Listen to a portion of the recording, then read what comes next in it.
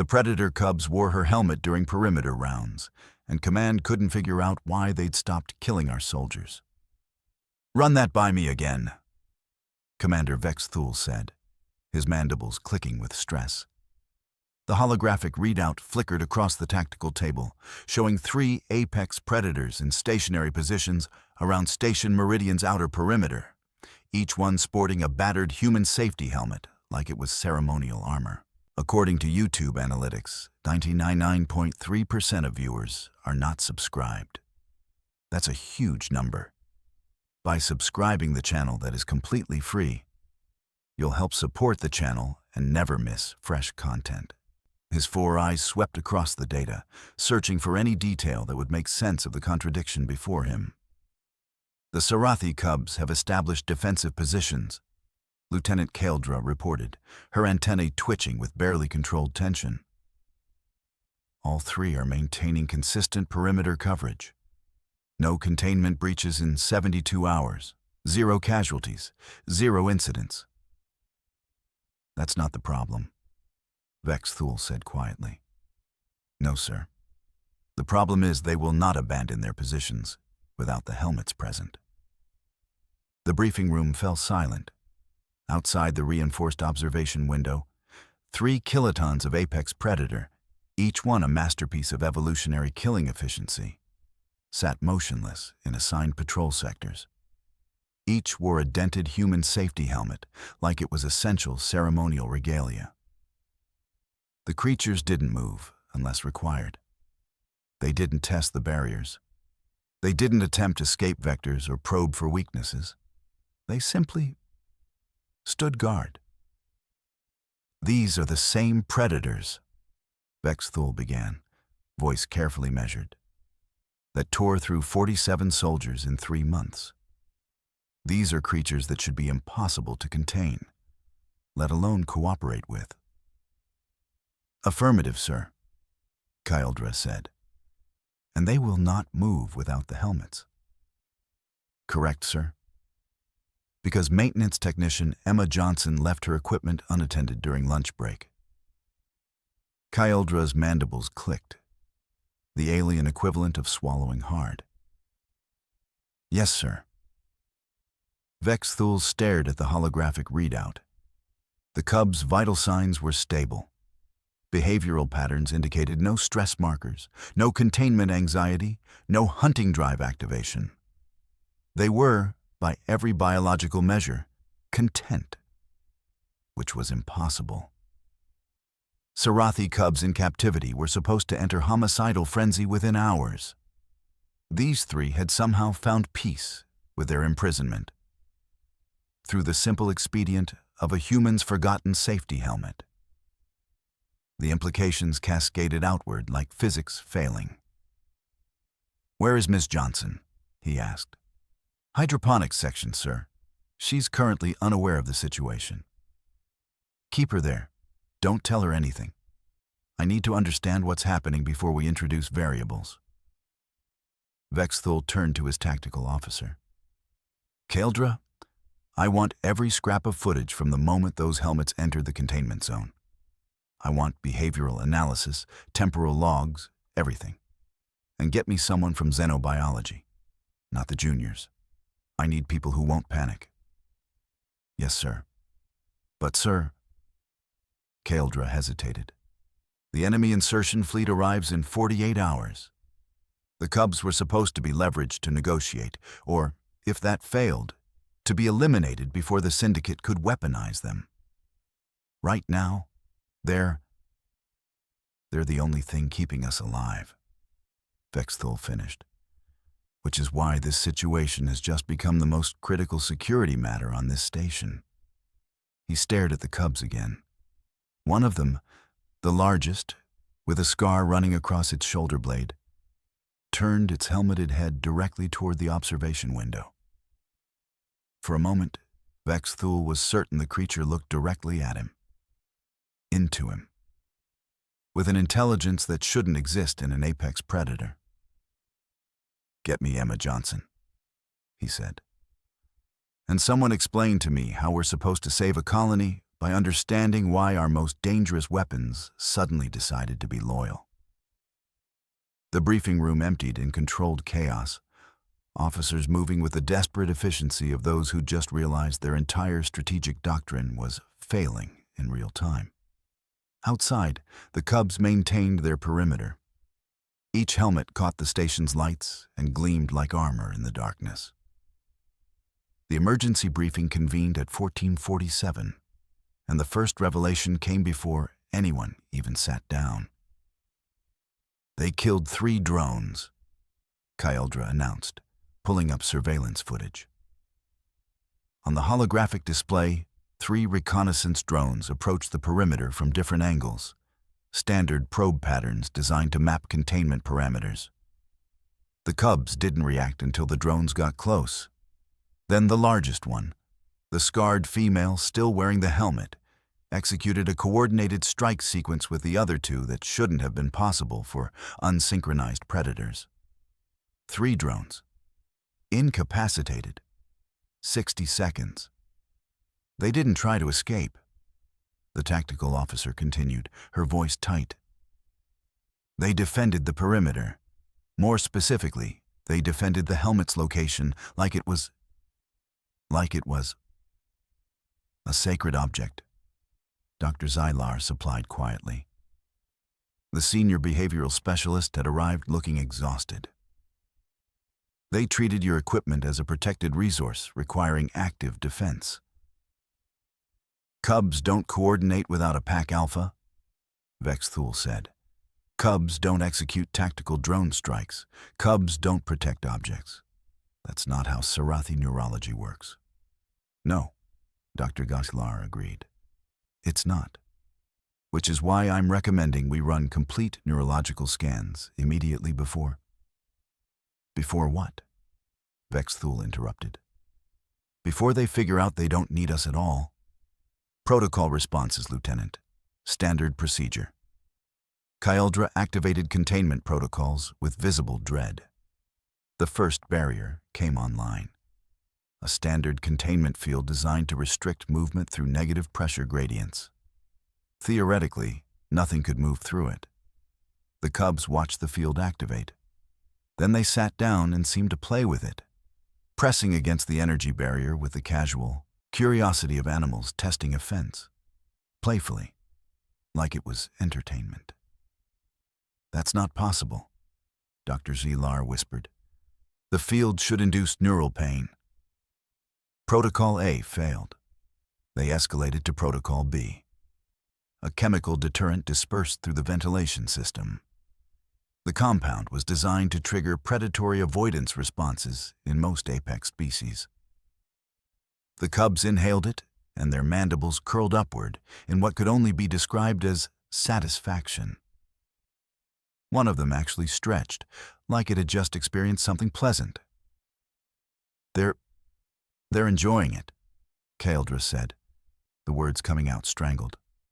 That's not possible, Dr. Zylar repeated, but his antennae drooped. The compound should... Protocol B failed. Protocol C escalated further. They reinforced the barriers, doubled containment measures, redirected power systems to maximum field strength. The Cubs watched this happen with what looked like interest. And then, inexplicably, they began reinforcing the barriers from their side, moving debris and structural elements to reinforce the containment. They were helping. They were actively helping contain themselves. They're restructuring the perimeter, Kyldra said flatly. Sir, they're actually improving our containment measures. Every protocol. Failing. Backwards. Vexthul sat down heavily. Bring in Emma Johnson. She arrived 20 minutes later, still covered in hydroponic soil, looking genuinely confused. Okay, so what's the emergency? Did something break? Because I can fix it in like... The Cubs won't leave their posts without your helmet, Vexthul said. Emma blinked. Oh, yeah. That's not really an emergency, is it? The room went very quiet. They're refusing all standard protocols. Keldra said slowly. They're treating your equipment as if it's critically important to their survival and well-being. Emma shrugged. So, I just washed it yesterday. They probably like the shiny reflections. Shiny reflections, Dr. Zylar repeated weakly. Yeah, like, I was thinking about it while I was cleaning it. See how the light catches that ridge? Emma pointed at her helmet, currently being held by a security officer as evidence. Predators love that.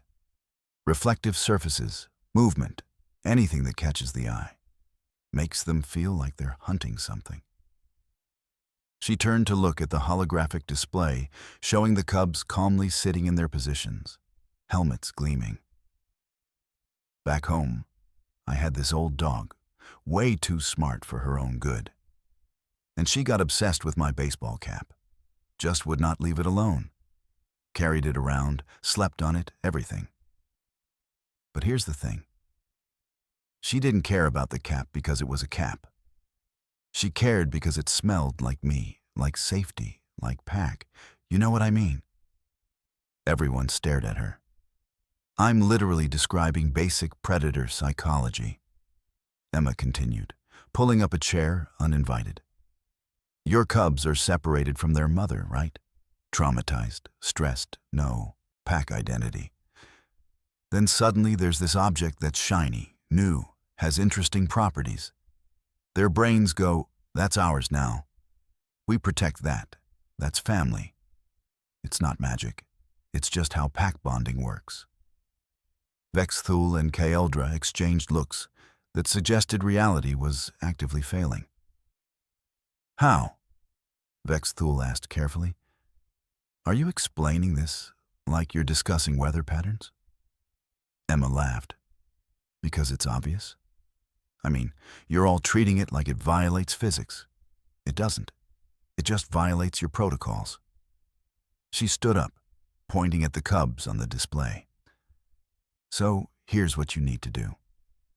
Stop treating them like problems to solve, and start treating them like things that actually want something. Dr. Zylar's feeding palps trembled. The enemy fleet arrives in 36 hours, Vexthul said quietly. And our only defense refuses to move without equipment that my military can't risk losing to alien wear patterns. Then maybe, Emma said, don't lose it.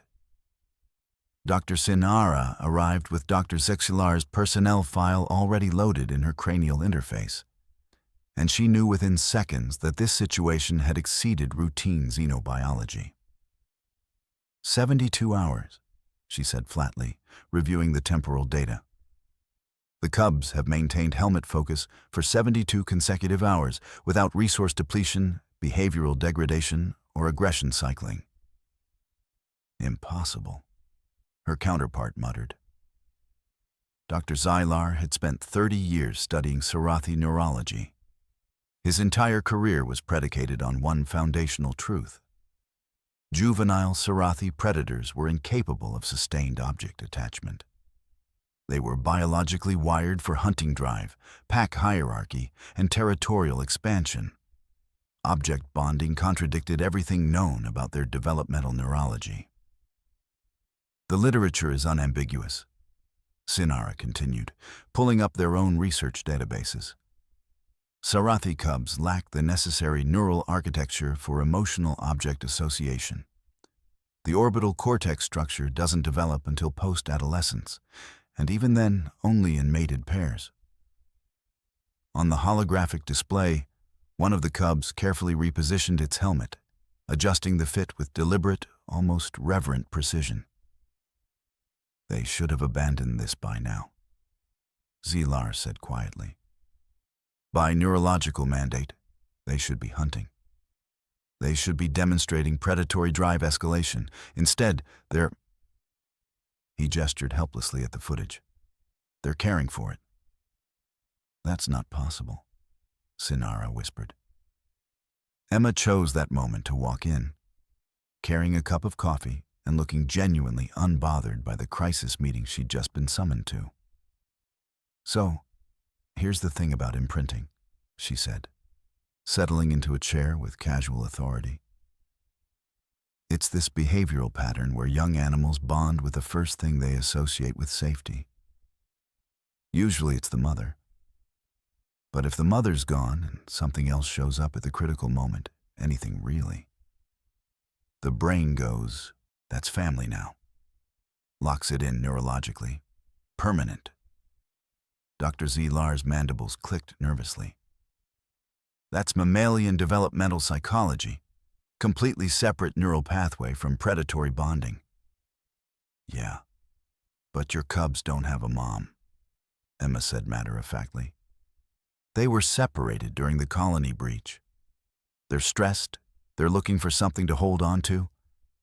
And suddenly there's this shiny helmet that smells interesting and doesn't try to kill them. From their perspective, that's pack. That's safety. That's family. Their brains don't care that it doesn't match your textbook predictions. Their brains care that it works. Sinara's antennae drooped.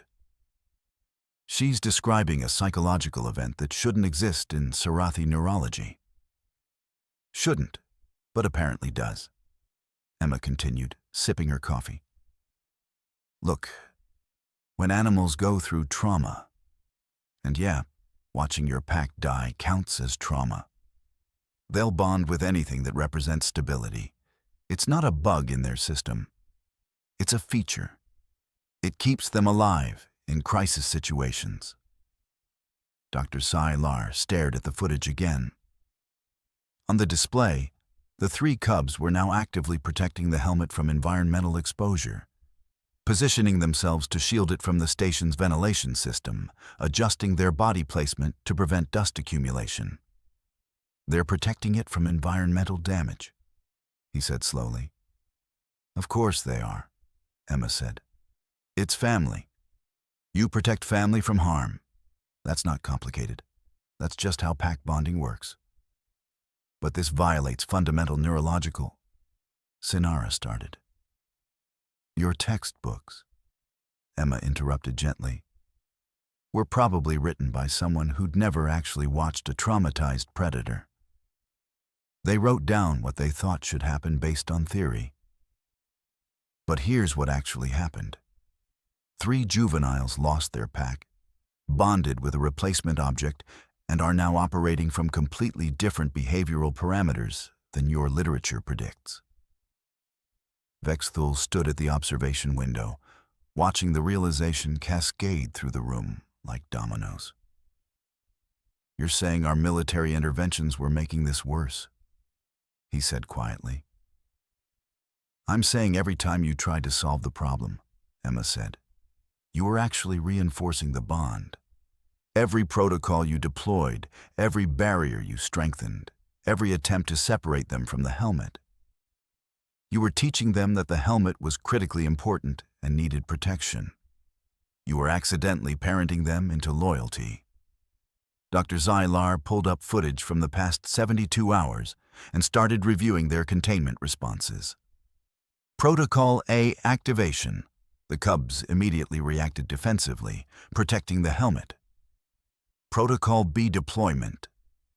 The cubs inhaled the deterrent and consolidated around the object more tightly. Protocol C reinforcement. The cubs began actively strengthening their own perimeter to match the military upgrades.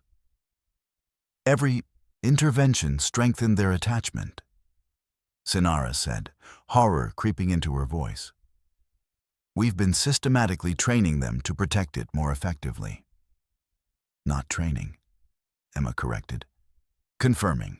You kept telling them, through action, through protocol, through every military measure, that this object was so important it needed constant protection. So they protected it. You gave them a job, and they took it seriously. Kyildra looked at Vexthul. Sir, the cubs aren't malfunctioning. They're operating on completely different parameters than we predicted. They're not our problem, Vexthul said slowly. They're our solution. We just didn't understand the logic they were operating on. Emma set down her coffee. So the enemy fleet arrives in what? 34 hours. And you've got 3 incredibly loyal predators who think that helmet is the most important thing in the galaxy. You want my advice? Stop treating them like a problem to solve. Start treating them like you've actually got a defense team that cares what it's defending. The room fell silent. On the display, the Cubs continued their eternal vigil, helmets gleaming in the station lights. Emma stood in front of the tactical display, coffee in one hand, gesturing at the Cubs with the other, like she was explaining basic household maintenance instead of restructuring interstellar military doctrine. "So here's what's happening," she said. "Your Cubs lost their pack, right? Traumatized, no hierarchy, no identity. Then suddenly there's this object, my helmet, that represents everything their brains need right now. Stability, safety, purpose." She pointed at the holographic display. "But here's the thing you're all missing. In Sarathi culture, that's not just an object anymore. That's a pack totem. That's a symbol of unity." Dr. Sinara's feeding palps trembled. A pack totem creates unprecedented biological bonding in Sarathi neurology. If they've identified your helmet as... "Then they're not guards wearing equipment," Emma interrupted. "They're guardians protecting something sacred, which means they're protecting this facility with absolute maximum commitment. Not because they were trained, but because their entire neurological foundation now depends on it." Vexthul's 4 eyes widened. "You're saying we accidentally created the perfect biological security system?" Emma finished. "Yeah, by accident. Because you left me alone with them long enough for normal predator bonding to happen. The realization swept through the command center like a physical force. Every protocol failure, every military intervention, every desperate attempt to contain them. They'd been building this. Accidentally engineering loyalty through the sheer inadvertence of treating them like a problem instead of understanding what they actually needed." Kyldra looked at Vexthul. "The enemy fleet arrives in 28 minutes. Then we're about to find out if accident can substitute for strategy," Vexthul said quietly. The Syndicate insertion force came in hard and fast. 20 fighters in 3 coordinated waves, clearly expecting a weakened outer perimeter. What they found instead defied conventional military understanding. 3 Sarathi predators, each one wearing a battered human safety helmet like consecrated armor, executed a defensive response that shouldn't have been possible for creatures that had never received tactical training. The Cubs didn't fight defensively. They didn't try to evacuate. They didn't follow any containment protocols or military doctrine. They protected the helmet's location like it was their entire existence. The first enemy wave approached the perimeter at approach vector 7. The Cubs responded with an aggression factor that was 847% above baseline predator response. Not just hunting drive, not just territorial defense. This was the fury of creatures defending something sacred. 3 enemy soldiers were intercepted before they could breach the inner perimeter. They didn't stand a chance. The second wave attempted a flanking maneuver around the Cubs' position. The creatures repositioned with coordination that suggested shared consciousness, moving in perfect synchronization to create an impenetrable barrier around the helmet's location. It was poetry in motion, lethal, precise, utterly merciless. 4 more soldiers fell. The third wave saw what had happened to their comrades and reconsidered their tactical approach. The Cubs didn't wait for another attempt. They moved forward, not to attack the station, but to expand the protective perimeter, pushing the enemy force back with methodical, overwhelming force. Emma watched from the observation deck, completely calm, sipping her coffee as the security feeds showed the battle in real time. "Yeah," she said to no one in particular. "They're pretty tactical when you give them something to actually care about." Vexthul stood beside her, mandibles slack, watching his malfunctioning equipment systematically dismantle the enemy insertion team. 7 minutes. The entire combat operation lasted 7 minutes. By the end, the Syndicate force was in full retreat. Fighters scrambling to achieve escape velocity while the Cubs stood their ground, helmets gleaming under the station's emergency lighting. "They won the battle," Kyldra said, voice hollow. 3 Predators defeated a 20-fighter insertion team without sustaining a single casualty. "Not because they're better trained," Emma said. "Because they care more. They're not fighting for a job. They're fighting for their pack." The observation deck fell silent as the reality of what had just occurred crystallized. The colony had been saved. Not by strategy, not by military doctrine, not by conventional defense systems, by 3 juvenile predators who'd bonded with a human's forgotten safety helmet. Vex Thul turned to face Emma directly. His 4 eyes cycled through colors, processing, accepting, understanding. "You've created something the Confederacy has been hunting for 200 years, Miss Johnson." Emma looked at him with genuine confusion. "A really dedicated alarm system?" "Yeah, I do that sometimes. My apartment back on Earth has one of those too, actually. Less predatory, obviously, but same concept." "You're describing this like you're discussing weather patterns," Kyldra said weakly. "Because it's not complicated," Emma replied. "You all just kept overthinking it. You were trying to solve it militarily, strategically, neurologically. All you actually needed to do was give them something worth protecting and let their biology do the work." A communications officer called out, "High Command incoming. They want immediate briefing on the defensive response." Vex Thul looked at Emma. "What would you like me to tell them?" Emma shrugged. "Tell them the truth. Their protocols were broken. Their understanding of predator psychology was incomplete. And they accidentally created the perfect defense by just letting things make sense." She set down her coffee. "Now, if you'll excuse me, I've got to get those solar panels cleaned. They're not going to maintain themselves."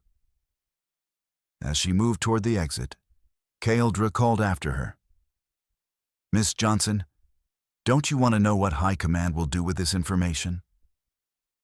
Emma paused at the doorway. "Probably spend 3 months writing new protocols to explain something I just explained in 5 minutes. That's what bureaucracies do. But hey, at least you've got some time to figure it out. Your defense team's probably going to stay loyal for a while." She left the observation deck. Behind her, the Cubs maintained their eternal vigil, helmets gleaming like beacons in the darkness. The engineering team worked through the night, and by 08 hours, the first ceremonial helmet rolled off the fabrication line.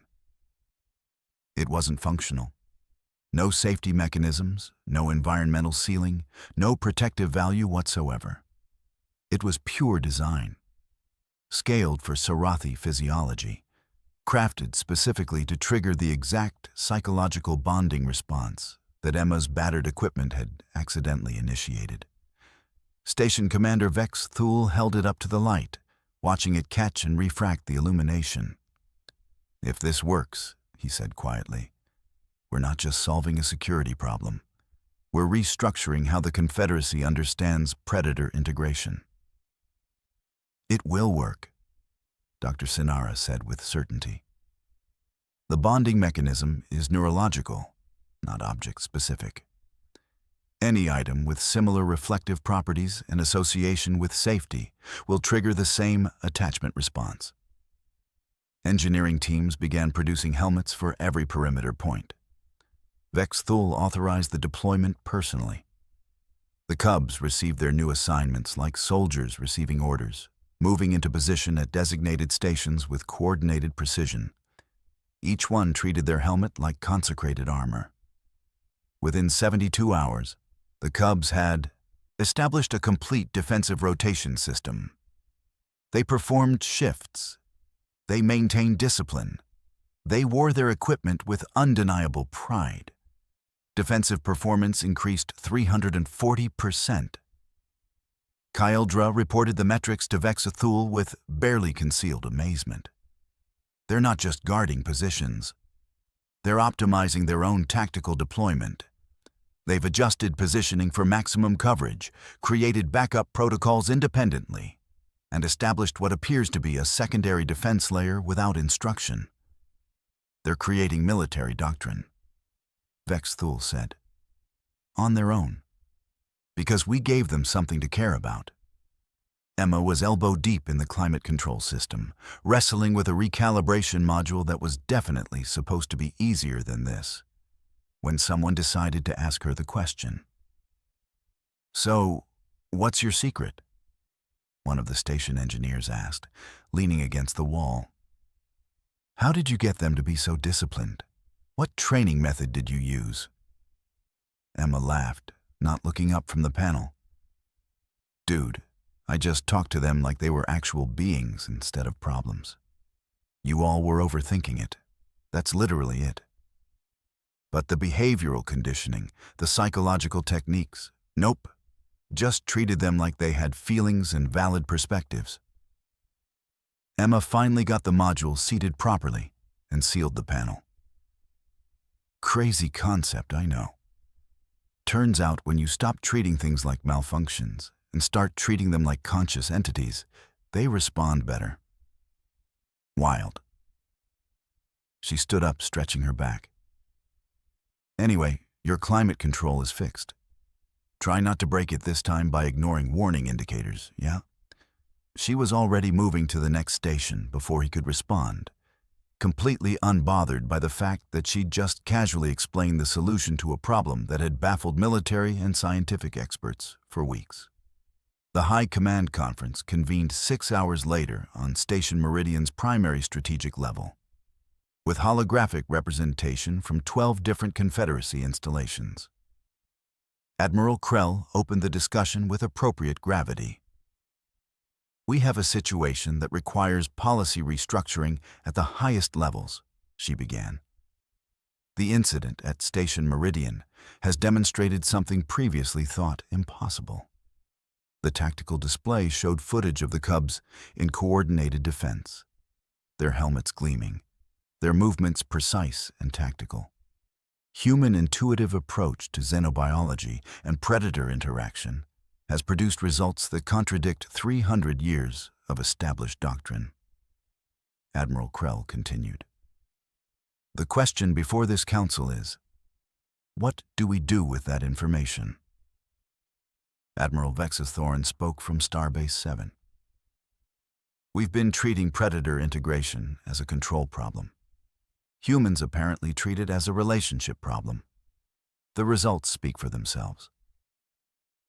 I recommend immediately deploying human personnel to all high-risk stations," Admiral Jess suggested. "Not as commanders, as consultants, as people who apparently understand what we've been missing. We've been doing xenobiology wrong for 300 years," another admiral admitted quietly. "Every intervention we made was based on the assumption that predators operate from a framework of control and dominance. But humans seem to understand that they operate from frameworks of bonding and purpose." The council fell silent. "Initiate Human Integration Program," Admiral Krell ordered. "Begin with psychological evaluation of current human personnel. Identify those with intuitive understanding of entity-based interaction.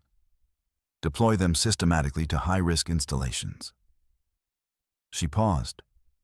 "And someone find out who Emma Johnson is and what her background involves.